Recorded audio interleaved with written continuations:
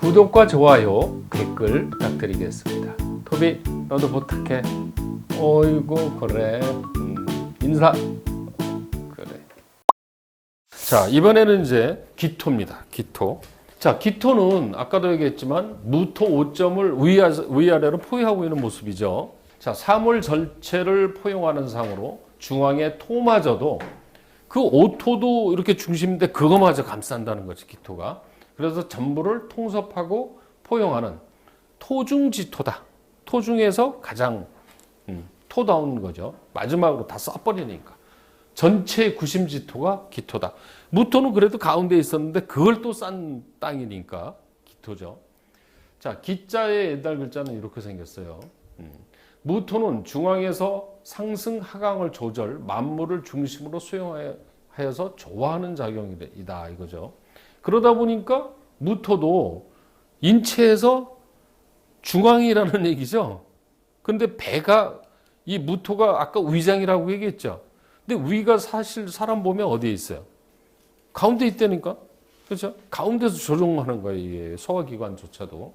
그래서 인체 중심부인 복부나 위장 또는 요 반대편인 이 등어리 이거를 배면에 해당한다. 자, 기토는 생수 1에서 5와 성수 6에서 10을 통리하며 각 부위를 중심권으로 끌어들이는 통일과 조화의 구심제 역할을 한다. 그러니까 기토는 10이라고 그랬죠. 10은 1 더하기 2 더하기 3 더하기 4에서 10이라고 그랬어요. 그래서 오행의 기운이 역시 기토에도 다 들어가 있다. 자, 역시 기토도 인체 복부와 배주에 속한다. 그러니까 무토 기토는 뭐를 의미하나? 소화기관을 뜻한다 이거죠. 근데 하나는 양이고 하나가 음이기 때문에 앞에서 우리가 오행의 배속에서 양토는 위라고 그랬고 그 다음에 음토는 비장이라고 그랬어요. 그러니까 비장은 의학으로는 쓸개 이런 거를 비장이로 하는데 통틀어서 소화기관이죠. 그거를 조금 한의학적으로 보면 해부학적으로는 틀리지만 소화에 관련된 거기 때문에 그냥 소화기 이렇게 얘기하면 뭐 틀린 얘기는 아닙니다.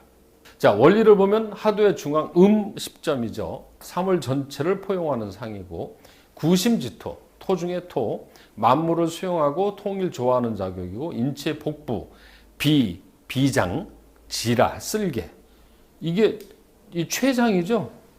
이게 담즙이라고 그러잖아요. 이게 그거를 이제 얘기하는 거고 기토비습, 중정축장, 불수목성, 불의 수강이다.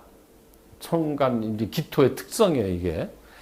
자, 한자가 나왔는데 너무 어렵게 생각하지 마시고 의미만 알면 돼요. 이거 다 외우면 좋지만 난 못 외우면 안 외워도 돼요. 그런데 기토의 뜻은 정확히 알아야 됩니다.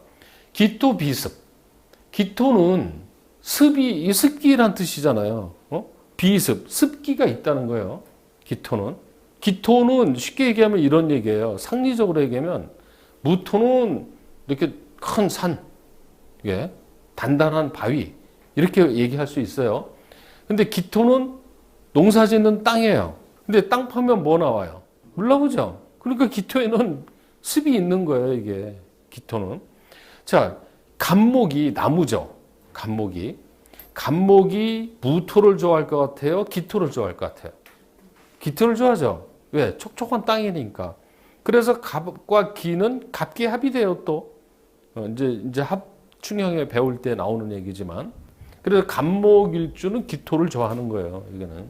자, 나즐비 중정축장이라고 되어 있어요. 중정축장. 역시 기토도 가운데 들어가 있죠. 그러니까 중정이라는 말이 똑같이 나오죠. 무토하고. 그렇죠? 무토도 중정이라는 말이 나왔었잖아요. 근데 축이라는 거는 축이라는 글자는 뭐를 저축한다 이런 뜻이에요. 축적한다 이런 뜻이죠. 이 장이라는 것도 감출장이란 말이에요. 그러니까 기토는 중정 축장한다. 중심을 잡으면서 내부에 저장한다 이거예요. 안에다 묻어둔다는 얘기거든요. 광우병이나 그 AI 이런 게 있으면 다 죽잖아요. 도살하잖아요. 그거 다 어디다 버려요? 땅에다 묻잖아요. 땅 파고 거기다 포크레민하고 다 집어넣죠. 그리고 싹 다 벗버리죠. 그러면 겉으로 보면 어때요? 아무것도 없어요. 그렇죠? 근데 이 땅이라는 이 특성은 그 썩은 것을 어떻게 정화시켜요. 그렇죠. 정화시켜요. 제가 옛날에 평택에서 그 냉동 창고 사업을 했는데 이제 땅을 3,000몇 평을 사가지고 거기다 냉동 창고를 짓는 거예요. 근데 그 땅을 샀단 말이에요. 그 건설회사가. 그렇죠? 겉으로 보니까 좋단 말이에요. 그래서 땅을 샀어요. 그러면 이제 지하 몇 층까지 하는데 땅을 파야 되잖아요.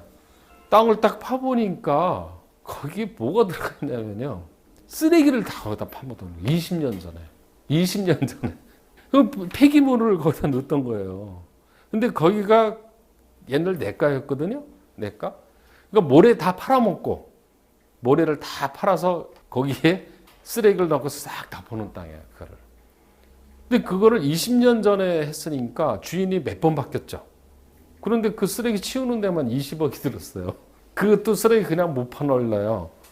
그거를 다 분리수거해서 비닐은 비닐 이렇게 버려야 돼요. 그러니까 중정축창이니 겉으로 보면 좋다 땅 그랬지. 그 속에 들어있는 거 모르죠. 이렇다니까요. 자, 그래서 이걸 이제 사주는데 응용을 하면 기토일주들은요 비밀을 많이 알고 있어요. 비밀을. 참 희한하게요. 기토일주 사람한테 당신은 말이야 비밀을 많이 알고 있어. 그러면 웃어요. 웃는다는 얘기는 무슨 얘기예요? 동의한다는 뜻이죠. 근데 비밀을 많이 알고 있어. 그러면 뭐 비밀 캐러 다니는 사람 같잖아요. 그래서 당신이 비밀을 캐러 다니면서 아는 게 아니라 와서 얘기를 해서 하는 거야. 이런다고요. 실제 와서 얘기해서 하는 거예요. 기토는. 그러니까 비밀을 캐러 다녀서 남의 비밀을 많이 하는 게 아니라 와서 얘기하는 거예요. 내가 사실 이런 일이 있는데 이러이러한 문제가 있는데 넌 어떻게 생각하냐? 이게 무토 기토들은요. 이 남의 얘기를 듣는 걸 잘 들어준다는 얘기죠. 왜? 오행이 다 들어가 있잖아. 그렇죠? 그래서 토의 입장도 이해하고 금의 입장도 이해하고 불의 입장 다 이해해요. 그런데 이 기토일주들은 그 비밀을 알고 누설을 할까 안 할까? 안 한다는 거예요. 왜? 축장하거든. 그죠? 그러니까 기토가 만약에 그 속에 있는 걸 다 보여준다면 그 땅을 보고 속에 있는 걸 다 보여줄 거 아니에요. 안 모르는 거예요, 이게. 기토 축장. 그러니까 자연 현상이죠. 그리고 어떻게 보면 그거를 그 사람의 성향에 적용해도 똑같다라는 거죠, 이게. 자, 그다음에 불수 목성 이렇게 됐어요. 불수 목성. 수라는 것은 이 우수의 차다. 이게 우울할 숫자란 말이에요. 이게 우울하다 이 뜻이란 말이에요. 근심 숫자란 말이에요, 이게. 그러니까 불수니까 근심하지 않는다는 얘기죠. 그러면 목성이라는 거는 목이 성에도 목이 많아도 근심하지 않는다는 뜻이란 말이에요. 그러면 자, 우리가 앞에서 오행의 상극을 공부했을 때 지금 토 얘기를 하고 있죠. 토 입장에서 목은 뭐가 되는 거예요? 목극토죠. 그러니까 목이 그런 걸 뭐라고 하냐? 관살이라고 그러죠. 나를 치는 글자란 말이에요. 그러면 나를 치는 글자가 많으면 어떻게 해야 돼, 내가? 힘들죠. 관살이 사주에 많으면 힘들다고 그랬어요. 그런데 목이 많아도 근심하지 않는다는 얘기죠. 그렇죠? 칠살이 많으면 힘든 건데 기토는 별로 근심하지 않는다란 말이에요. 근데 왜 그럴까요? 땅이 넓은데 나무가 좀 있다고 해서 스트레스 안 받는다는 뜻이에요. 기토 자체가 땅이 많기 때문에. 기토 자체가 땅이잖아요. 근데 땅에 나무가 없으면 그것도 문제가 있거든. 그래서 기토 입장에서는 관살이 많아도 그렇게 크게 힘들어하지 않는다는 뜻이에요, 이게. 자, 그 다음에 불외수광 이렇게 됐어요. 외는 뭐냐면 이게 두려워할 외자예요. 경외스럽다 이런 말 하잖아요. 왜? 두려워. 그러면 이 광은 미칠 광자니까 수광이라는 건 무슨 얘기예요? 물이 많다는 뜻이죠. 물이 많아도 두려워하지 않는다는 뜻이잖아요. 물이 많아도 두려워하지 않는다. 그러면 토 입장에서는 물은 뭐가 되냐면 물은 토가 수를 극하죠. 토국수죠. 근데 내가 극하는 그 상대를 뭐라고 하는 재라고 그랬다고 해요. 재성. 그렇죠?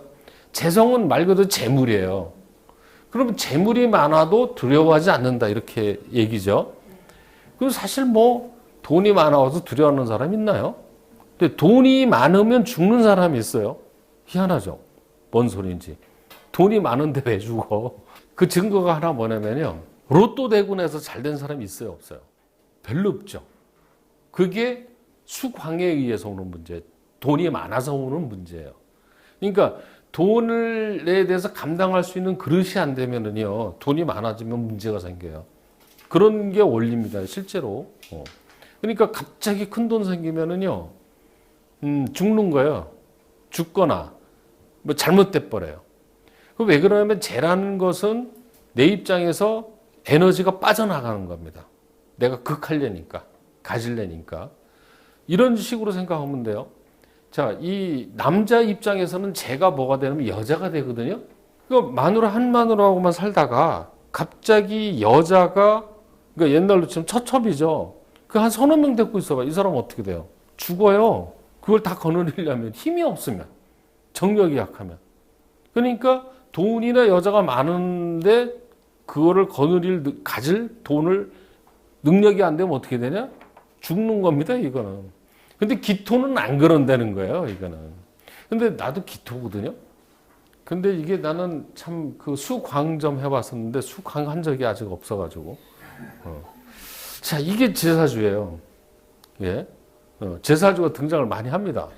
기토죠. 근데 이게 7살이죠. 많죠. 그렇죠? 그런데 내가 이렇게 살면서 사실 편하게 산 사람은 아니거든요. 계속 일을 해요. 지금도 그러고 일요일도 없이 일하고. 그런데 이거 힘들어가지고 찌든 사람 같아. 별로 안 그래 보이죠. 편하게 사는 것 같죠. 그래서 나는 이게 내 참 살면서 고생을 많이 하겠는데 왜 남들이 보면 나는 돈도 많아 보이고 편하다고 그렇게 얘기할까? 이 공부를 하고 나서 그래. 불수목성이라서 그렇다. 그렇게 결론을 냈어요, 제가. 불수목성. 불수목성은 맞는데 불의 수광은 아직 제가 경험을 못했습니다. 옳는지도 모르지 봐야지. 자, 기토는 습기를 안에 가지고 있으며 목의 성함을 목이 많은 것을 두려워하지 않고 수가 왕한 것을 겁내지 않는다. 기토의 특성이에요. 이거는. 그러니까 이 지금 청간론의 갑을 병정 무기 쭉 해오면서 사주에 기토인 사람은 여기 있는 얘기를 가지고 얘기하면 그거 맞다는 얘기예요.